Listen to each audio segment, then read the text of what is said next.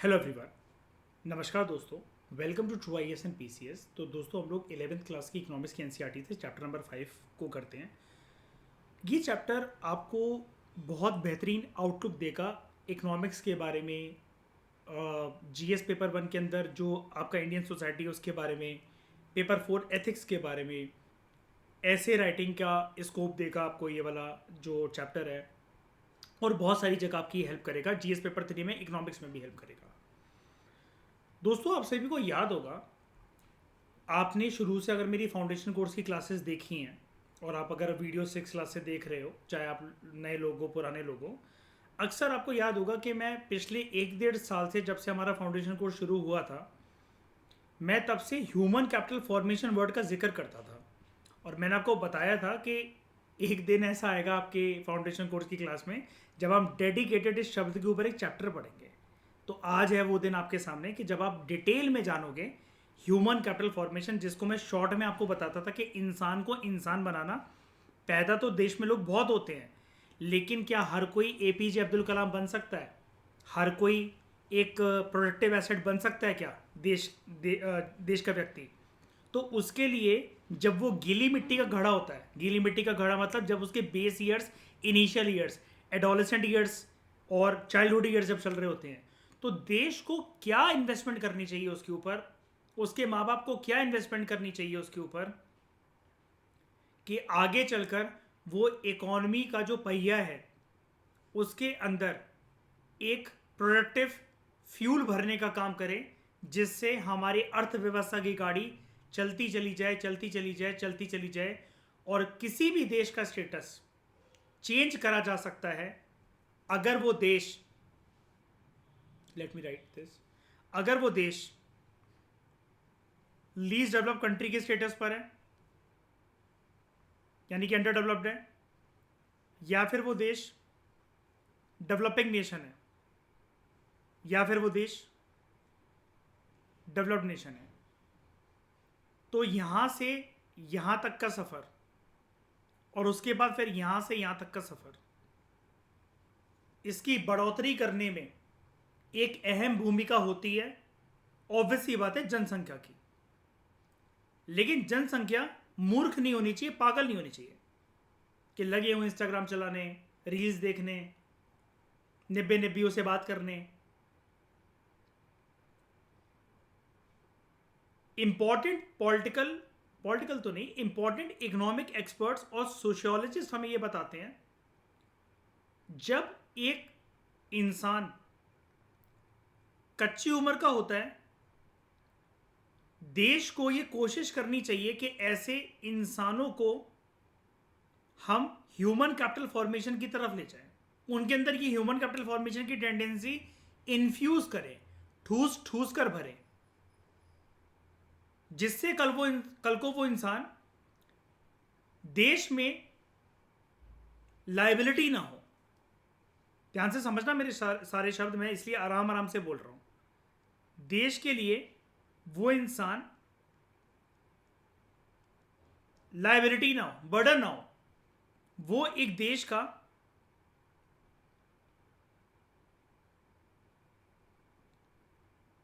Productive asset हो। Which among the following can be called as human capital formation? ये question आपको UPSC में इस तरीके का मतलब मिलता जुलता यूपीएससी में, और स्टेट पीएससी की अगर मैं बात करूं तो एमपी पीएससी और यूपी पीएससी में ऑलमोस्ट हर साल या हर ऑल्टरनेटिव साल ह्यूमन कैपिटल फॉर्मेशन के ऊपर प्रीलिम्स के अंदर क्वेश्चन आता है, और मेंस के अंदर तो डेफिनेटली आता ही आता है।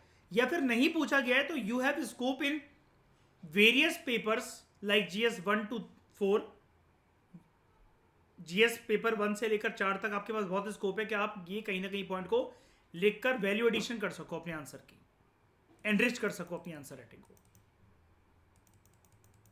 ठीक है, थोड़े से इसकी कंटेक्स्ट की बात कर लेते हैं। जो लोग आप में से पहली बार मेरे साथ इस चीज़ को सुन रहे हैं और जिन्होंने कभी भी ये मेरे मुंह से शब्द नहीं सुना अभी तक, ह्यूमन कैपिटल फॉर्मेशन वगैरह, देखो, अगर हम दुनिया की विभिन्न कंट्रीज की बात ना करें और सिर्फ भारत को ही पकड़ लें, भारत अब एक ऐसे स्तर पर आ चुका है कि India has the status of being the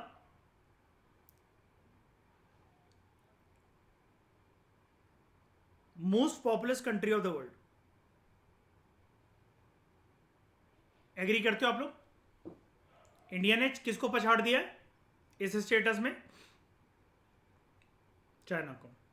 देख रहे हो का बाकी सारी किसी चीज में रैंक वन नहीं आ सकती, यहां पर टाइमलाइन से पहले आ गए, 2050 का टारगेट था, पहले अचीव करके बैठ गए 25 साल पहले। कि इसमें कौन सी मेहनत है, बच्चे ही तो पैदा करने हैं। तो चाइना को पछाड़ दिया हमने। हम लोग आश्रमा ये पढ़ते थे ना, याद है जब हम 12th में आपको पढ़ा रहा था 2050 तक का टारगेट होता है हमारी एनसीईआरटी में, जब 12th क्लास की हम लोग पढ़ते थे पॉलिटिकल साइंस वगैरह में ना, कि 2050 तक इंडिया ओवरटेक कर लेगा, है ना, और अभी कर लिया। अब देखो क्या होता है, ऐसी कंट्रीज जो हैं जैसे इंडिया है, चाइना है, या गरीब देश बहुत सारे एशिया और अफ्रीका के जो हैं, इनके अंदर जब आबादी बढ़ती है ना, देश के पास दो चॉइस है, और चॉइस नहीं भी है तो चॉइस बनाओ। दो चॉइस क्या है? या तो आबादी जो बढ़ चुकी है, आबादी बढ़ना यानी कि उसके साथ आबादी बढ़ने के साथ साथ देश का डेमोग्राफिक डिविडेंड भी बदलेगा। Shreya, can you tell me the year हमारे देश में सबसे पहले, आजादी से पहले डेमोग्राफिक डिविडेंड का ट्रेंड कौन से ईयर से चेंज होना स्टार्ट होता है?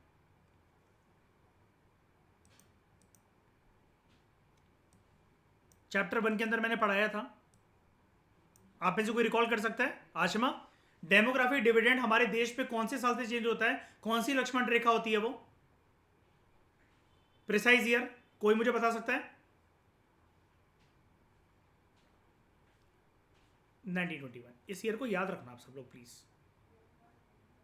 मैं कभी इंफेसाइज नहीं करता हूं आपसे, कभी हिस्ट्री तक में नहीं बोलता हूं मैं आपसे, आप डेट्स और ईयर्स याद रखो। ये वाली बात लेकिन इंपॉर्टेंट है। क्यों? बहुत ही जल्द हम लोग सोशियोलॉजी भी शुरू करेंगे, और इनफैक्ट 12th क्लास की इंडियन सोसाइटी या सोशियोलॉजी की एनसीईआरटीज़ की सीरीज पढ़ी भी हुई है प्लेलिस्ट में। आप जब उसको देखोगे तो बेटर पिक्चर आपको तभी समझ में आएगी। हालांकि ये ज़माना अंग्रेज़ों का ज़माना है, लेकिन देश में आबादी का जो पूरा का पूरा अस्तित्व है वो कैसे बदल जाता है, इसके ऊपर तो किसी का कंट्रोल नहीं है। लेकिन 1921 के बाद ड्रास्टिकली हमारे देश में डेमोग्राफिक डिविडेंड के इंडिकेटर्स जो थे वो बदल गए। अब आप कहोगे डेमोग्राफिक डिविडेंड क्या होता है sir?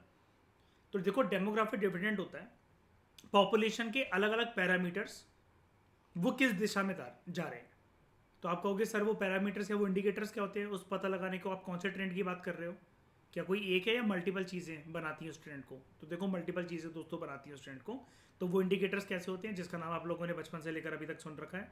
Death rate, birth rate, infant mortality rate, maternal mortality rate, और literacy rate, female literacy rate, sex ratio, ये सारी चीज़ें, medical facilities, patient to doctor ratio, patient to bed ratio in hospitals, ये सारी चीज़ें। ठीक है, अब मैं आपसे दो चॉइसेस की बात कर रहा था कि जो गरीब देश हैं या जिनके पास आबादी बहुत ज़्यादा है उनके पास दो तरह की चॉइसेस हैं।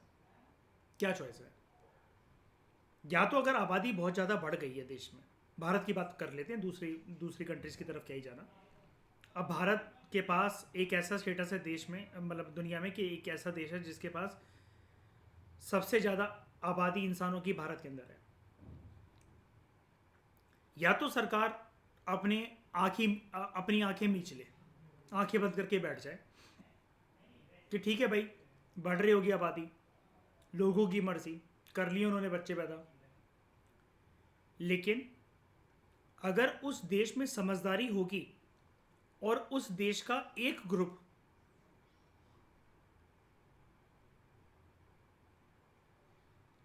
इकोनॉमिस्ट,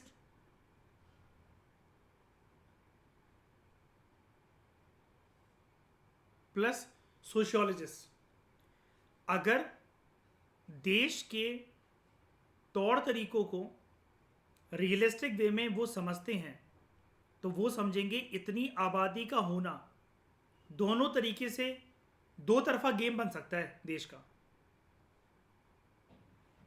या तो एसिड जिससे देश बहुत तरक्की करेगा, फिर जीडीपी जैसे शब्द जो है वो छोटे हो जाएंगे।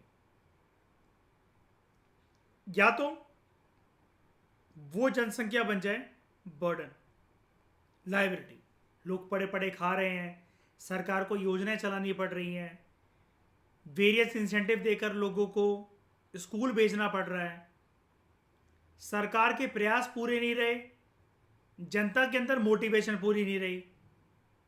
जब उनकी कमाने की उम्र आई, अपने अर्ली 30s या लेट 30s तक जब आबादी बढ़ रही है, लोग कुछ भी नहीं कर रहे हैं, दुकान खोलकर बैठे हैं, टायर पंचर की दुकान खोलकर बैठे हैं, मोमोज बेच रहे हैं, सड़क पर झाड़ू लगा रहे हैं, पेट्रोल पंप पर काम कर रहे हैं, छोटी मोटी कोई रेडी लगा रखी है उन्होंने, सब्जी वाले बने बैठे हैं। किसी भी प्रोफेशन को मैं कम या ज़्यादा करने की बात नहीं बता रहा हूँ, ऑब्वियस की बात है, सारी चीज़ें ज़रूरी है देश की अर्थव्यवस्था को चलाने के लिए। लेकिन पॉइंट यहां पर यह है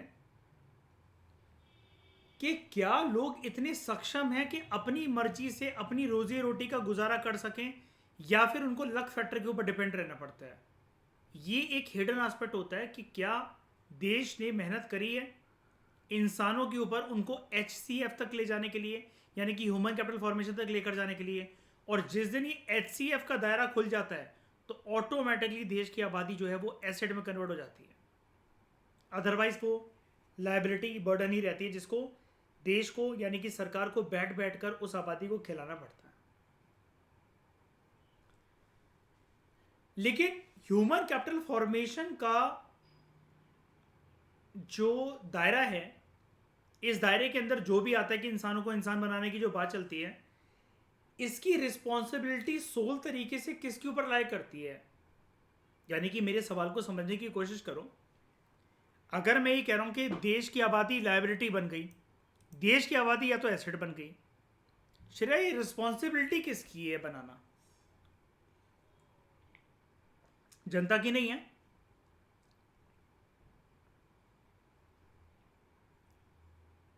हाँ, तो किसकी रिस्पॉन्सिबिलिटी है श्रेया? एक वर्ड में या एक लाइन में एक्सप्रेस करो। गवर्नमेंट की ही है। सरकार प्रयास करेगी फायका तो लोग क्यों नहीं आगे बढ़ेंगे, है ना?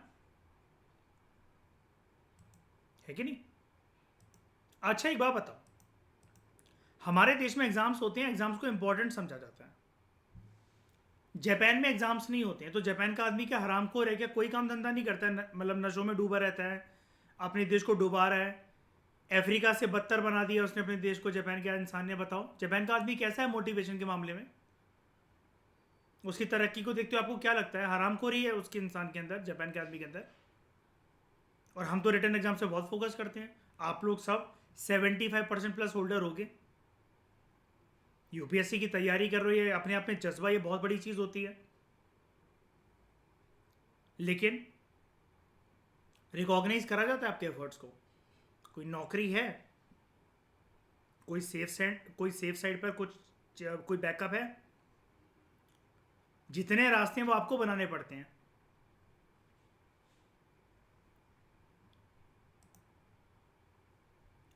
तो क्या होता है,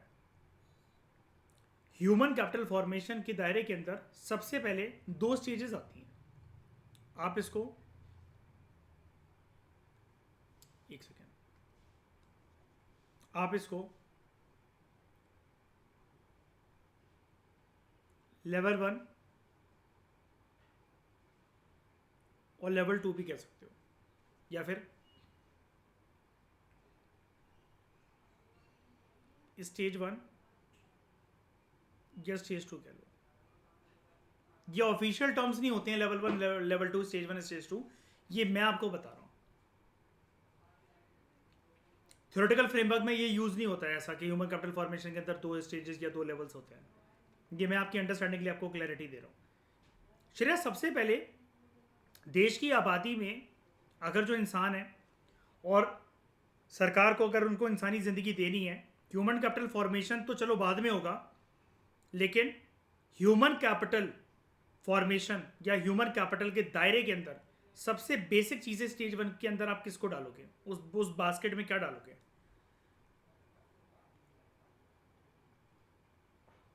हाँ बोलो बोलो। रोटी कपड़ा मकान है, राइट। फूड, क्लोथिंग और हाउसिंग। यानी कि जब तक फायका हम अपनी आबादी को Ashima basic necessities of life नहीं दे पा रहे का, तो क्या हम उनसे एक्सपेक्ट कर सकते हैं कि वो लोग, हर एक आदमी एपीजे अब्दुल कलाम बनेगा, आईएएस ऑफिसर बनेगा, डॉक्टर बनेगा, क्या कहते हैं, नासा में जाकर काम करेगा, ऐसा एक्सपेक्ट कर सकते हैं हम?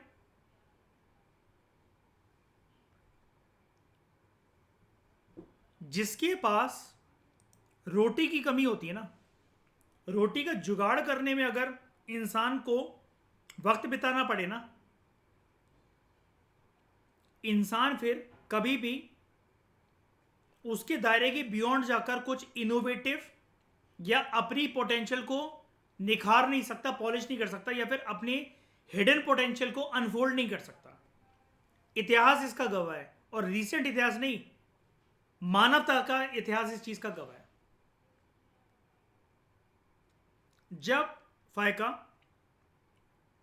प्री हिस्टोरिक टाइम्स के अंदर इंसानों को जब घूमना पड़ता था हंटिंग और गैदरिंग के लिए, उनके जीवन का मकसद यही था ना कि आज हमारा खाने का इंतजाम हो जाए, बस कैसे भी करके। इंसान उस टाइम पर इनोवेटिव या कुछ इन्वेंशन करने वाला बन पाया क्या, श्रेया बताओ?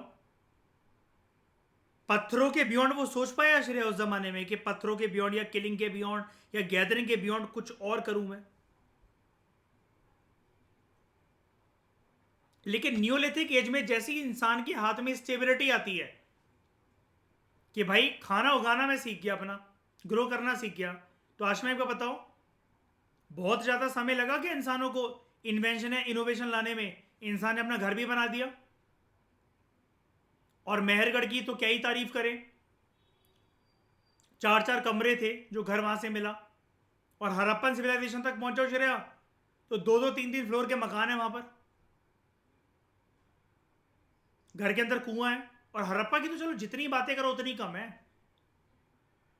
आज की अर्बन सिविक लाइफ हड़प्पा से कंपेयर करी जा सकती है। नालियां ढकी हुई, बदबू ना आए, घर के बाथरूम में छेद है, और वो मेन गटर से कनेक्टेड है जो सड़क पे है, यहाँ पर बह रहा है, सड़क पर भी कुआं है, और घर में भी लोगों ने कुआं बना रखा है। हॉस्पिटैलिटी, मेहमान नवाजी, कि दूसरे गेट से घूमकर आएंगे और कुएं का पानी पीकर चले जाएंगे किसी के भी घर में। प्राइवेसी का कंसर्न है लोगों को, तो खिड़कियां नहीं बना रखी हैं कि हस्बैंड वाइफ रोमांस कर रहे हैं, बाहर वाला ना देख ले, अच्छा नहीं लगेगा। तो इतिहास इस चीज का गवाह है कि जब भी किसी को रोटी की मुशक्कत करनी पड़ी है ना, तो इंसान का दिमाग और किसी चीज पर नहीं चल सकता है। भगवान ना करे किसी के साथ ऐसा हो, लेकिन अगर आपकी जिंदगी स्ट्रगल वाली है ना, जहां पर आपको सिर्फ अपनी रोटी कमाने के बारे में सोचना पड़ता है, देखो स्ट्रगल वाली जिंदगी में आपका दायरा बांध रहा हूं एक बात से कि आपको रोटी कमाने के बारे में मेहनत मुशक्कत करनी पड़ती है। अब वो छोटे से छोटे काम हो सकते हैं कि घर घर जाके काम करना काम वाली बाई की तरह, या ऑफिस में जाके कॉर्पोरेट मजदूर बने रहना, क्योंकि रोटी का सवाल है, घर को चलाने का सवाल है, इसलिए आपको दूसरों की सुननी पड़ रही है और इतनी जिल्लत सहन करनी पड़ रही है, और अपनी आत्मा की आवाज को मार कर आपको 100 काम करने पड़ रहे हैं, 100 लोगों की सुननी पड़ रही है। ऐसा आदमी कभी भी अपने जिंदगी के दायरे के बियॉन्ड, जिसमें वो बंधा होता है, उसके बियॉन्ड जाकर कुछ प्रोडक्टिव काम नहीं कर सकता। You can not expect from him और हर, ये चीज है। तो सबसे पहले ह्यूमन कैपिटल फॉर्मेशन का कंसेप्ट बहुत एक लॉजिकल और सिस्टमैटिक कंसेप्ट होता है कि हम पहले इंसानों को, देशवासियों को सुनिश्चित करवाएं बेसिक नेसेसिटीज ऑफ लाइफ से, फूड, क्लोथिंग एंड हाउसिंग।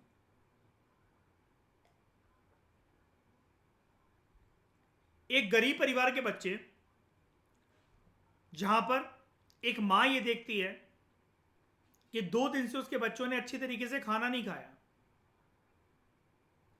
आप अगर उधर के एक राजनेता हो और आप एक एक इंसानों से जाकर अपने डिस्ट्रिक्ट में, अपनी कॉन्स्टिट्यूंसी में मिल रहे हो और आप उनको ये आश्वासन दे रहे हो ऐसे गरीब लोगों को,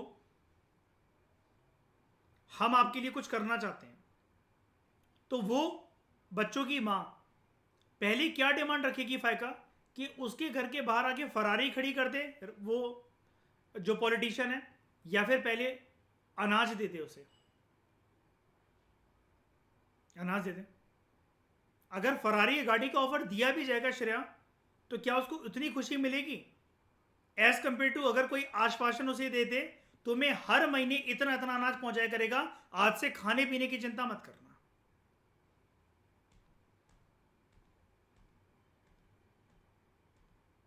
जो तो मैं इनसे ये बताना चाह रहा हूं, जिन देशों में हंगर होती है,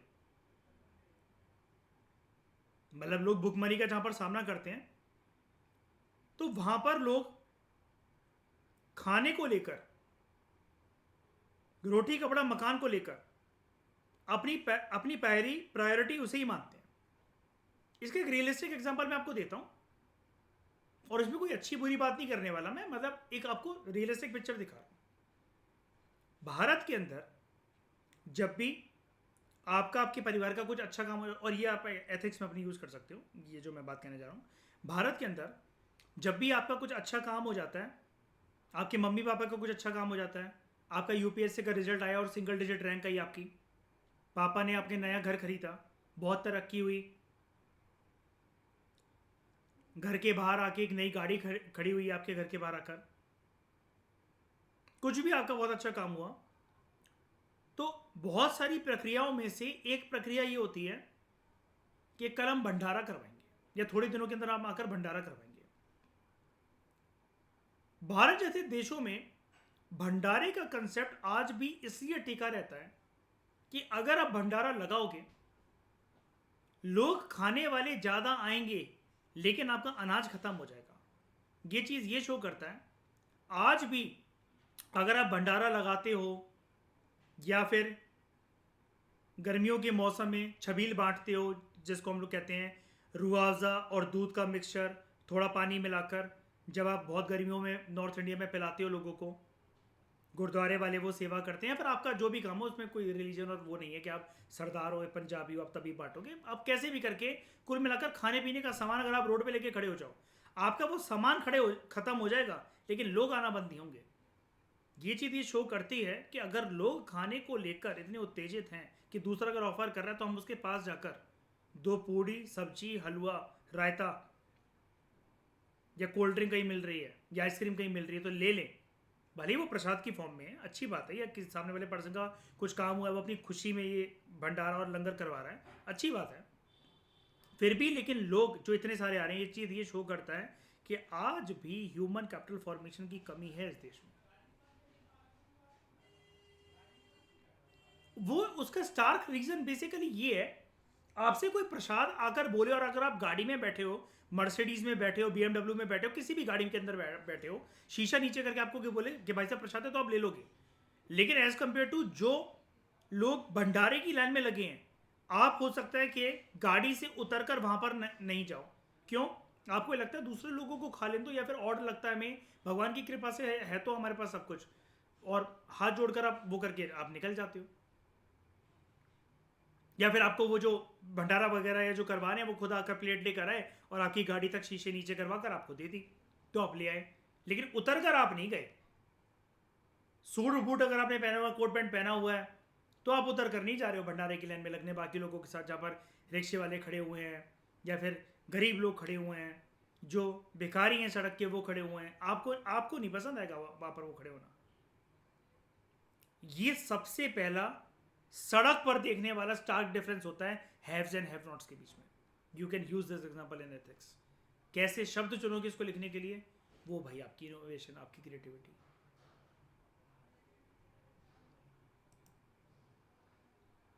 दूसरी स्टेज, दूसरा लेवल ह्यूमन कैपिटल फॉर्मेशन का क्या होता है। अब ऐसा मत समझना मैं चैप्टर स्टार्ट नहीं करा रहा हूँ, ज्ञान देते चले जा रहा हूँ। आपको पता है मैं आपके लिए पहले हमेशा कंसेप्चुअल क्लैरिटी को बिल्ड करता हूँ किसी भी चीज़ को। चैप्टर की जिस्ट मेरे इस पहले डिस्कशन में, हर एक लेक्चर को आप उठा लो, हर एक चैप्टर को उठा लो, जो पहला पेज होता है उसमें मैं पूरी बात वो करता हूँ ताकि आपको मैं पूरी जिस्ट दे सकूँ उस चैप्टर की। दूसरी चीज, श्रेया, रोटी कपड़े मकान सुनिश्चित करवा दिया जनता को, तो क्या हर एक इंसान मनपसंद की नौकरी पालेगा या फिर जितना उसको पढ़ना होगा वो पढ़ जाएगा? क्या देश छोड़कर नहीं जाएगा, ब्रेन ड्रेन नहीं करेगा, देशभक्ति की भावना उसके अंदर रहेगी? इतना काफ़ी है करवाना ह्यूमन कैपिटल फॉर्मेशन को डिफाइन करने के लिए। गुड। तो श्रेया ने हमें कुछ पॉइंट्स बोले। हेल्थ एंड सैनिटेशन, ये तो साथ में आ जाता है, हेल्थ एंड सैनिटेशन प्लस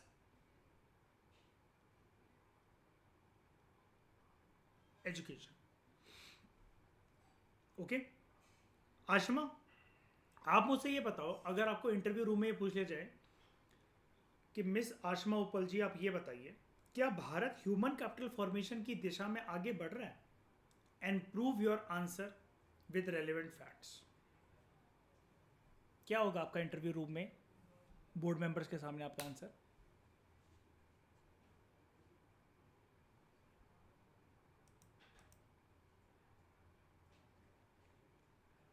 बढ़ कैसे रहा है पहले ये बताओ। भारत इसी तरफ ह्यूमन कैपिटल फॉर्मेशन की तरफ बढ़ रहा है, आशमा कह रही है बढ़ रहा है, कैसे बढ़ रहा है आशमा?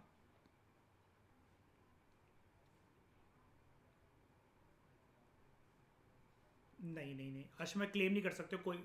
किसको कोड करोगे इस चीज में? मैंने इसलिए तो लाइन आपको अटैच आपको बांध दिया ना मैंने, prove your view point with relevant facts. कौन सी स्टैटिस्टिक्स रिपोर्ट है आपके पास? 40,000 तो आप बहुत बोल रहे हो आशमा, मनरेगा के वर्कर से पूछो। 40,000 तो आप ऐसा चले गए, किसी को घर मेल दिलवा रहे हो आप किसी को, कि लोगों के घर के आगे साइकिल नहीं, आप उनको फरारी का सपना दिखा रहे हो। 40,000 रकम बहुत सपने वाली चीज़ है बहुत सारे लोगों के लिए हिंदुस्तान में। बताओ। देखो आशमा, अगर ये आंसर देना ना, कोई बात नहीं, मैं जानता था और मैं चाहता था कि आप अटको इस आंसर इसको देने में, तभी तो सीखोगे ना। देखो आशमा, जब भी ऐसे किसी क्वेश्चन का आंसर देना, और बाकी आप सब भी सुनना, फायका अगर ऐसे किसी क्वेश्चन का आंसर देना हो, जैसे मैंने आशमा से पूछा, सबसे पहले ये मैंने आपके लिए देखो ईजी कर रखा है, दिमाग भी सबसे पहले सेट कर दो कि भाई ह्यूमन कैपिटल फॉर्मेशन की 2 स्टेजेस होती हैं। थ्योरेटिकली नहीं बोला जाता ऐसा, लेकिन आप अपने आप से बोलो कि मेरे दिमाग में सेट है। सबसे पहले फायका हम क्या सुनिश्चित करवाएंगे लोगों को, जनसंख्या को? रोटी कपड़ा और मकान, राइट? अब आशमा, अब आंसर इसका दो, क्या भारत ह्यूमन कैपिटल फॉर्मेशन की दिशा में आगे बढ़ रहा है? अब इसको अनफोल्ड कैसे करें इस सामने वाले के क्वेश्चन को, क्या भारत की सरकार लोगों को रोटी कपड़ा मकान सुनिश्चित करवा पा रही है? तो इसके अंदर आशिमा आपका आंसर जो पूरा का पूरा जाएगा योजना और स्कीम्स की तरफ ही तो जाएगा। फूड की अगर, हाँ फ्री राशन मिल रहा है, राशन कार्ड होते हैं, और राशन भी बहुत मतलब भर भर कर मिलता है और बहुत सस्ते रेट पर मिलता है। आशमा याद है वो नितिन सिंघानिया का जो चैप्टर हमने पॉवर्टी करा था, उसके अंदर हमने पढ़ा था 2 रुपए में समथिंग लाइक 25 किलो चावल, 3 रुपए में इतना इतना अनाज, पढ़ा था ना, तेल की बोतल और ये सब। तो बहुत बजट फ्रेंडली अनाज मिलता है, और किसको देखते हुए? बीपीएल को देखते हुए ना। फिर हाउसिंग के लिए स्कीम्स होती हैं सरकार की, क्यों श्रेया? आवास योजनाएं वगैरह होती हैं, है ना? ये चीज़ है। अब ये मत बोल देना कि सर कपड़ों के ऊपर कौन सी स्कीम होती है, कपड़े कहाँ बांट रही है सरकार, ठीक है? तो देखो कपड़ों का दायरा एस तो नहीं है। I agree with your viewpoint. अगर आपके दिमाग में ऐसी कोई बात आ रही है कि सर कपड़ों की कोई स्कीम होती है क्या, आई एग्री कि ऐसी कोई स्कीम नहीं होती है, लेकिन फिर भी जैसे आशमा एक चीज़ जानते हो, कभी आपने दिल्ली में सुना हो या फिर बाकी आप लोगों ने जो आप अपने अपनी स्टेट से आपने सुना हो, सरकार गरीब परिवारों के बच्चों को इंसेंटिव देने के तौर पर कि वो लोग अपने बच्चों को एनरोल करवाएं स्कूल में, फ्री यूनिफॉर्म बांटती है, पैसे भी देती है, स्पेशली लड़कियों, अगर लड़कियों को एनरोल करवा रहे हैं माँ बाप। और मिड डे मील स्कीम के अंतर्गत खाना भी फ्री में मिलता है, और ड्रेस वगैरह भी मिल जाती है स्कूल से, यूनिफॉर्म वगैरह सब कुछ, जूते वगैरह, टाई बेल्ट वगैरह सब कुछ फ्री में। पता है वाली बात, जो सरकारी स्कूल होते हैं, है ना? ये चीज़ है। तो देखो अब स्टेज 2 की बात करते हैं। हेल्थ और सैनिटेशन और एजुकेशन प्रोवाइड करवा रही है सरकार, राइट टू एजुकेशन। श्रेया कौन सा राइट है हमारा? राइट टू एजुकेशन क्या है श्रेया? फंडामेंटल राइट है। कौन सी एज से लेकर कौन सी एज ग्रुप के लोगों के लिए, बच्चों के लिए? 6 to 12, 6 to 14, ठीक है। हेल्थ और सैनिटेशन के मामले में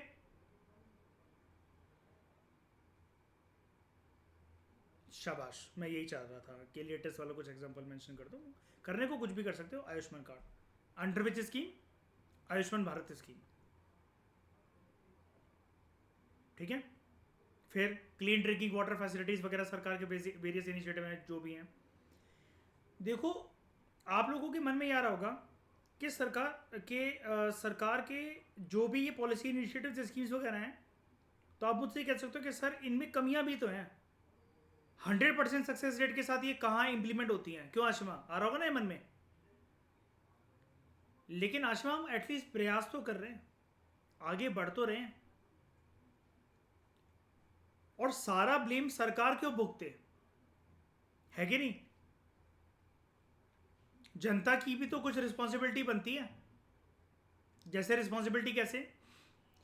सरकार आपके बच्चों को 6 से 14 साल तक के बच्चों को जब सरकार ये सुनिश्चित करेगी कि हम ह्यूमन कैपिटल फॉर्मेशन करने जा रहे हैं, और जब आपकी गीली मिट्टी के जो घड़े हैं, जो आपके बच्चे 6 से 14 साल के, जब तक वो प्रॉपर तरीके से एक मटके में कन्वर्ट नहीं हो जाते हैं ठोस तरीके से, जब उस टाइम पर उनको मोल्ड करना बहुत नामुमकिन होगा, असंभव होगा, तब तक सरकार ये एक्सपेक्ट करती है आपसे कि आप अपने गर्ल चाइल्ड को या मेल चाइल्ड को भी स्कूल तो भेजो कम से कम, उनको काम धंधे पे तो मत लगाओ।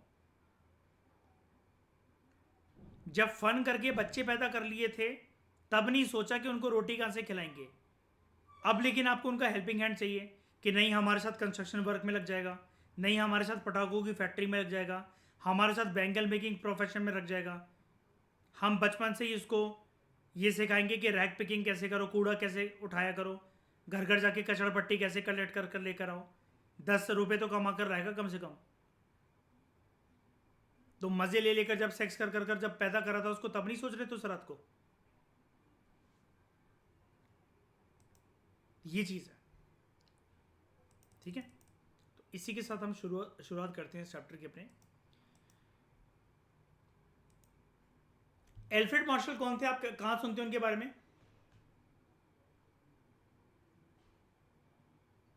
इकोनॉमिस्ट थे, ठीक है। मैक्रो इकोनॉमिक्स की थ्योरी इन्होंने दी थी, उसके साथ एफिलिएटेड थे। तो the wisdom of expending public and private funds on education, मतलब एल्फ्रेड मार्शल कह रहे हैं अगर किसी सरकार में किसी देश में ये सूझबूझ है कि वो पब्लिक और प्राइवेट फंड को अगर खर्च कर रहे हैं लोग एजुकेशन के ऊपर, यानी कि अब आप कहोगे पब्लिक और private fund, sir public fund तो समझ में आता है, लेकिन यहाँ पर शब्द हमें प्राइवेट फंड को दे रखा है। यानी कि अगर आपके पास पैसा है तो आप भी तो अपने बच्चों पर लगाओगे ना। 6 से 14 साल तक की जो फ्री एजुकेशन है, और अगर आप अफोर्ड कर सकते हो, आप मतलब वेल ऑफ फैमिली से हो, तो आप सरकारी स्कूलों में दाखिला थोड़ी ना करवाओगे अपने बच्चों को। आप तो यही चाहोगे वो प्राइवेट स्कूल में पढ़ें। लेकिन प्राइवेट स्कूल में पढ़ने के बावजूद भी ये आप पे डिपेंड करता है, आपकी मेंटेलिटी पे डिपेंड करता है कि आप अपने बच्चे को कहाँ तक पढ़ा रहे हो। तो आप कहोगे सर ये कैसी बात हुई? अगर आप खुद ही, अगर आप हमें हिंट दे रहे हो कि सरकार ये जो फैमिली है वो वेल ऑफ है, फिर तो वो अपने बच्चे को पूरा पूरा पढ़ाएंगे। तो भाई मेरा आपसे सवाल फिर ये होगा, हिंदुस्तान में सारी वेल ऑफ फैमिली अपनी बेटियों को पढ़ने देती हैं? बताओ। माँ बाप पता है वेल ऑफ फैमिली की अपनी बेटियों को कैसे फूल करते हैं, कैसे उन्हें बेवकूफ़ बनाते हैं। बेटी तेरे को जितना पढ़ना पढ़, जितना पढ़ना पढ़, लेकिन तू जॉब नहीं करेगी। दूसरी कैटेगरी, बेटी तेरे को जितना पढ़ना पढ़, जहां जॉब करनी है कर ले। शादी हो गई तो मम्मी पापा बैठ के उसको समझा रहे हैं अब बेटा जैसे इन लॉज कहें और जैसे आपका हस्बैंड कहे वैसा करना, कंप्लेंट नहीं आनी चाहिए आपकी। अब आप इस चीज़ को मानो चाहे ना मानो, लेकिन ये हिंदुस्तान की रियलिटी है। यहाँ मैं बुरा लगने वाली बात, अच्छी लगने वाली बात नहीं बता रहा, बिकॉज सोसाइटी में आप देखो सोशल स्ट्रक्चर ऐसा, आप किसी को ब्लेम थोड़ी ना कर सकते हो। अब सती प्रथा के लिए आप किसको पकड़ कर लेकर आओगे? इतिहास में किसका नाम है? किसने स्टार्ट करा था? सबसे पहले एक मृत शरीर के ऊपर किसने बीवी को किसी की बिठा दिया था? बताओ कौन है वो पर्सन? रामलाल, श्यामलाल, कौन है वो? नहीं ना। तो उस जमाने का वो सोशल एक स्ट्रक्चर था, कोई कम्युनिटी या किसी कास्ट को ब्लेम नहीं कर सकते हो। लॉजिकल एक्सप्लेनेशन इस बातों की ये रहती है ना, आपका गुस्सा करने का मतलब बनता है उस टॉपिक को, उस टॉपिक के ऊपर, किसी भी टॉपिक के ऊपर, समाज की वो व्यवस्था है। आपको अगर कोई आज के समय में टोकता है कि आप छोटे कपड़े पहनकर निकलते हो और आप इसको मॉडर्निटी कह रहे हो, सामने वाला टोक रहा है वो करके, तो देखो लॉजिकल एक्सप्लेनेशन इस बात की कहती है कि दोनों अपने अपने ओपिनियन में भाई ठीक है। समाज की मेंटेलिटी ही अगर ऐसी होती तो सामने वाला आपसे कभी कहते ही नहीं कि छोटे कपड़े पहन के निकल रही है बेशरम है। और आप मॉडर्निटी को एक्सेप्ट कर रहे हो, आप अपनी बॉडीली इंटीग्रिटी को एक्सेप्ट कर रहे हो कि it's your wish, it's your choice कि आपको कपड़े पहन के घूमना है कि नंगे घूमना है। आप भी अपनी जगह ठीक हो। ये डिबेटेबल थिंग इसलिए आप एक तरफा इस चीज की तरफ इसलिए नहीं जा सकते हो बिकॉज फ्रीडम और लिबर्टी का दायरा इतना बड़ा भी नहीं होता है कि आप सोसाइटल नॉर्म्स को तोड़कर आगे निकल जाओ, otherwise you have to face social boycott. घर के मर्द पूजा करते वक्त जब नहाकर निकलते हैं तो सूरज को अर्घ देने के लिए, जल चढ़ाने के लिए बिना वेस्ट के बालकनी में छत पे चले जाते हैं। एक लड़की बाथरूम से आने के बाद सिर्फ टॉवल कमर पे लपेट ले और बिना ऊपर कुछ भी पहने निकल जाएगी क्या सूरज को जल चढ़ाने, या फिर घर में ऐसे घूम लेगी? सोच सोच का फर्क है, मेंटेलिटी मेंटेलिटी का फर्क है। एक औरत को हमेशा ये सिखाया जाता है हिंदुस्तानी परंपरा के अनुसार कि सूट भी पहन के निकल रहे हो तो चुन्नी का कंसेप्ट क्यों होता है? चुन्नी का कंसेप्ट इसलिए होता है ताकि आपका चेस्ट जो है वो ढका रहे, और वो ऐसा माना जाता है कि एक अच्छी मान मर्यादा के अंदर रहने वाली एक लड़की की निशानी होती है। The way the girl sit, talk, घुलती बिलती है, जितना हंसती है, क्या इशारे वो दे रही है या सोसाइटी क्या इशारे ले रही है, ये सामाजिक व्यवस्था पर डिपेंड करता है।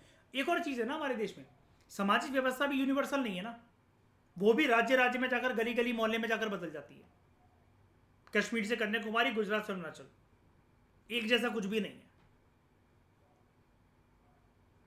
वही एक लड़की गांव की बिहार में रहने वाली जो कि सलवार कमीज पहनती है, उसको उसका घर परिवार ससुराल सब अच्छा कहते हैं कि बेटी कितनी प्यारी है, कितनी सुशील है, संस्कारी है, कभी उल्टे सीधे कपड़े नहीं पहनती है, प्रॉपर तरीके से अपने आप को ढांक ढूक कर रखती है। वही लड़की अगर सेम कपड़े पहनकर नोएडा के किसी पब में नाच रही हो तो एंट्री भी ना मिले उसे, कि गवार कह के भगा दें उसे कि कल चल यहाँ से जाहिल निकल, पता नहीं कहाँ नाचने आ गई, बालों में सरसों का तेल लगा के।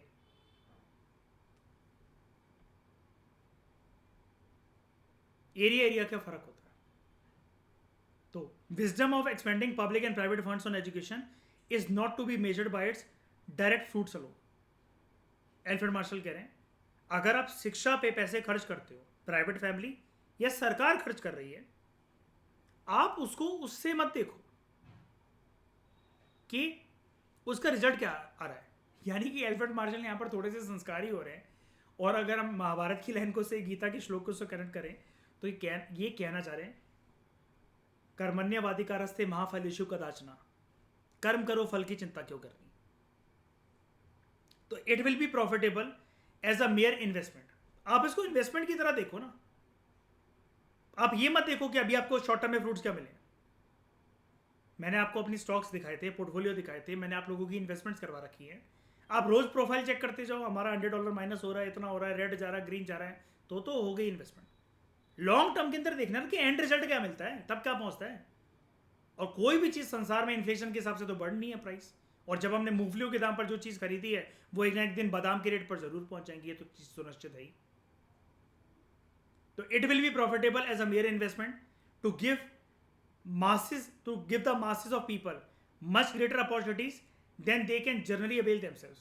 आप एजुकेशन के ऊपर इन्वेस्टमेंट को ऐसे मत देखो कि जनता कुछ बन पाई कि नहीं बन पाई, शिक्षा दी उसको, कुछ जॉब ले पाए कि नहीं ले पाए, कोचिंग करवाई थी आईएएस की, बन गए आईएएस के नहीं बन पाए, ऐसे मत देखो। एल्फ्रेड मार्शल का ये कहना था, आप ये देखो ये एक इन्वेस्टमेंट है। जनता के पास पढ़ लिख कर अपॉर्चुनिटीज आई, और वो अपॉर्चुनिटीज माँ बाप ने, अगर वो प्राइवेट फंड का खर्चा है तो, या सरकार ने अगर वो पब्लिक फंड का खर्चा है तो, वो अपॉर्चुनिटीज प्रोवाइड करी जनसंख्या को जो वो खुद से अवेल नहीं कर सकते थे अगर वो खुद इकोनॉमी में निकलते तो। For by this means many would have died unknown. कुछ लोग तो ऐसे ही चल बसते मर जाते बिना अस्तित्व के, बिना नाम के। अगर उनकी शिक्षा पे खर्च ना कर रखा होता तो, चाहे वो प्राइवेट फंड या पब्लिक फंड की फंडिंग हो एजुकेशन के ऊपर। तो for by this means many would have died unknown, are unable to get the start needed for bringing out their latent abilities. जैसा कि मैंने आपको इंट्रोडक्शन में यहाँ पर बता रहा था ना कि ह्यूमन कैपिटल फॉर्मेशन इसलिए भी जरूरी है। अगर आपको रोटी की मुशक्कत करनी पड़ रही है, आप इतिहास के किसी भी पन्ने को उठाकर देख लो, तो आप कभी भी प्रोडक्टिव नहीं हो पाओगे, इनोवेटिव नहीं हो पाओगे। लेकिन आपकी हिडन पोटेंशियलिटीज, कैपेबिलिटीज तभी अनफोल्ड होती है, तभी वो बाहर होती है, जब आपको कोई ये सुनिश्चित करवाते हैं कि हाँ भाई आपकी रोटी जो है वो आपको मिलती चली जाएगी। रोटी कमाने की चिंता अगर आपको नहीं है ना, आप 10 काम बहुत इनोवेटिव तरीके से कर लोगे। लेकिन एल्फ्रेड मार्शल यहाँ पर, मतलब यहाँ पर फूड की बात नहीं कर रहे हैं, यहाँ पर सिर्फ एजुकेशन का पर्सपेक्टिव ये दे रहे हैं कि एजुकेशन आपको वो पुश दे देगा, एक वो स्टार्ट दे देगा, जिससे आप अपने हिडन पोटेंशियलिटीज या लेटेंट एबिलिटीज, यानी कि वो एक ही बात है, उसको आप अनफोल्ड कर सकोगे। आपको क्या पता आप क्या हो, आपको क्या पता पढ़ लिख कर क्या बन जाओ, किसमें आपकी रुचि आ जाए, या कहां तक आप पहुंच जाओ, कौन से क्षेत्र में आप क्या कर जाओ। शिक्षा आपको वो माध्यम दे देगी। अब जैसे होता है कि स्कूल जाने से आपको मानते कि आपका मन नहीं लग रहा, आप बहुत पुअर स्टूडेंट हो वहां पर आपको, लेकिन 10 चीजें और भी तो सीखने को मिलती हैं कि करियर में ये भी तो ऑप्शंस हैं। एक इंसान को जो स्कूल गया है उसी को तो पता होगा कि डॉक्टर कौन से रास्ते से बनते हैं, कौन सी स्ट्रीम लेनी होती है, इंजीनियर कौन सी स्ट्रीम से बनते हैं, एक सीए बनना आगे चलकर, जब फाइनेंशियल मैनेजमेंट का कोर्स करना है तो कौन सी स्ट्रीम लेनी चाहिए,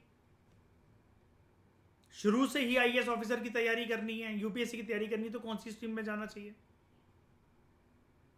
तो एजुकेशन आपको वो माध्यम दे देता है कि आप अपनी पोटेंशियलिटीज को अनफोल्ड कर सको। तो दोस्तों ये हमने एक छोटा सा इंट्रोडक्शन पढ़ा।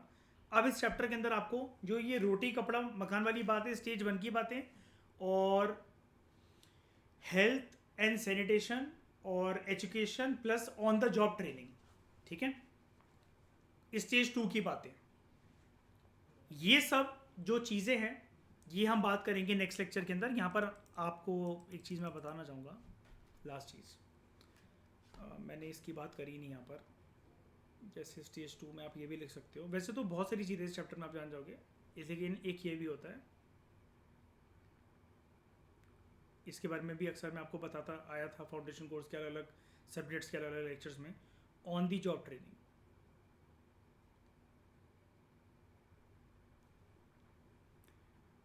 अब जैसे ये क्या होता है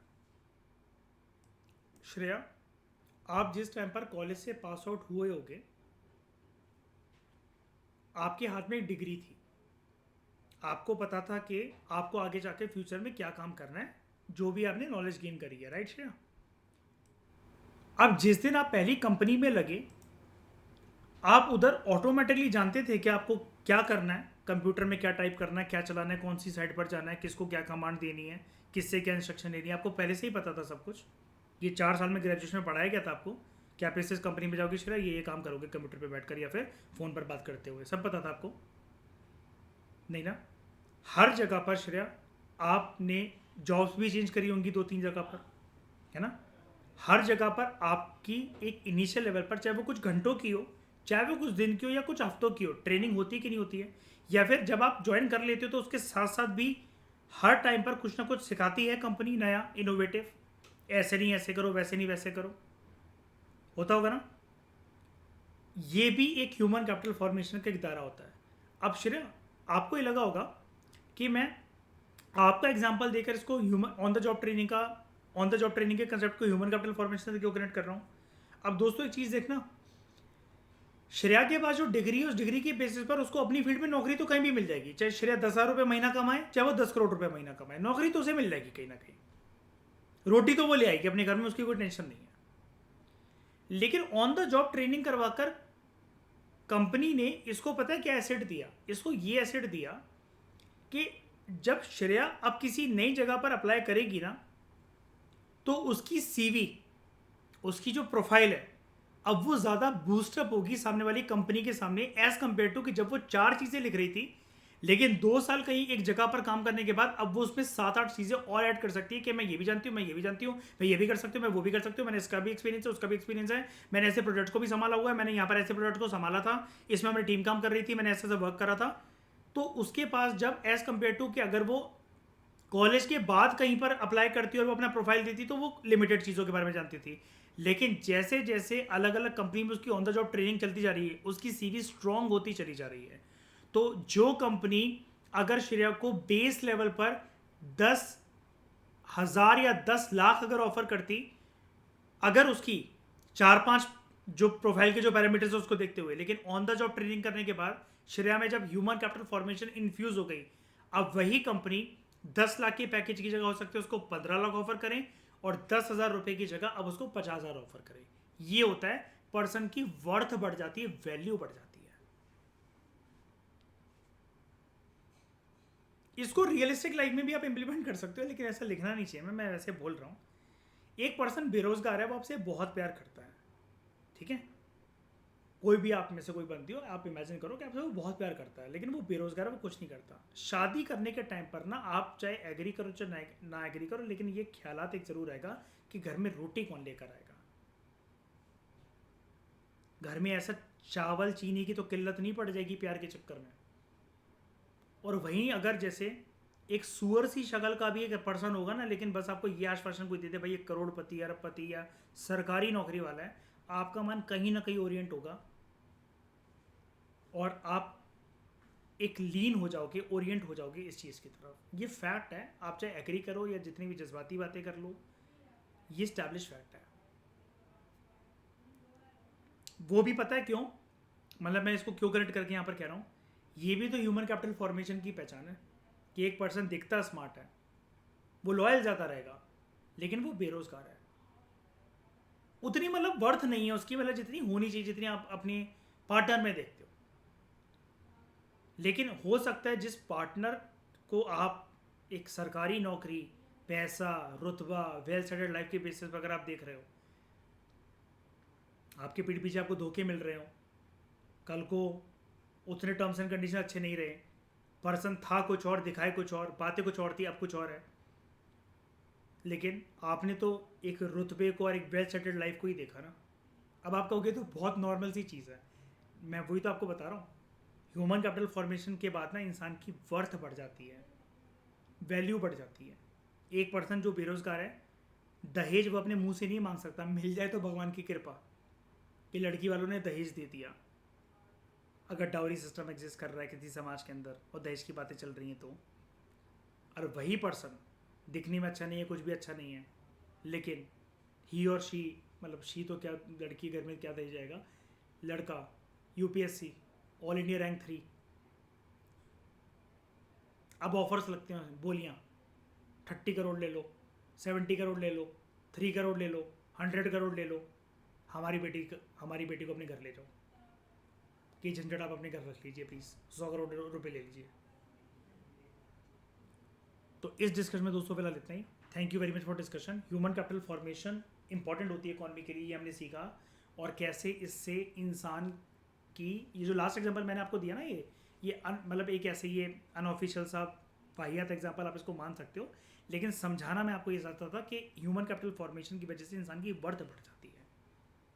अब कोई भी पर्सन ये तो नहीं कह सकता ना कि मैंने यूपीएससी एग्जाम बिना पढ़े निकाल लिया, मैं तो पढ़ना लिखना जानता ही नहीं था। वो well rated, well analyse person है कि हर चीज़ को वो एनालिसिस एग्जामिन बहुत अच्छी तरीके से कर पाता है या कर पाती है। कोई पर्सन ये नहीं बोल सकता कि यार नहीं नहीं ये तो पढ़ा लिखा ही नहीं था, इसका पता नहीं ऑल इंडिया रैंक 1 कैसे आ गई, ये तो गवार था या गवार थी। सरकारी नौकरी वाले को आप ये नहीं बोल सकते, क्योंकि तैयारी करने के टाइम पर आप जानते हो कि प्राण कैसे निकलते हैं लोगों के, पढ़ने लिखने में पढ़ना तो पड़ता ही है। तो thank you very much for discussion, बाकी की बातें हम करेंगे नेक्स्ट लेक्चर में।